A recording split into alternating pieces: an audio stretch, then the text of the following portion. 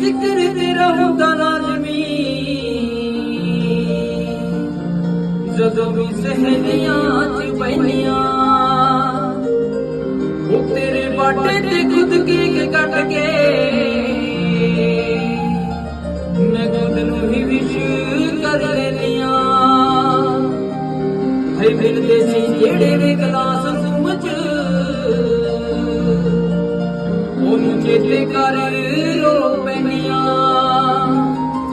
ਅੱਜ ਵੀ ਰਿਪੀਟ ਉੱਤੇ ਗਾਣੇ ਸੁਣਦੀ ਤੂੰ ਜਿਹੜੇ ਤੇਰੇ ਮੇਰੇ ਪਾਰਟੀ ਤੇ ਗਾਏ ਉਹ ਤੇਰੀ ਦਿੱਤੀ ਫੁਲਕਾਰੀ ਦੀ ਮੈਂ ਮਾਰਨਾ ਮੁਕਲੇ ਜਦੋਂ ਸੋਹਣਿਆ ਯਾਦ ਤੇਰੀ ਆਏ।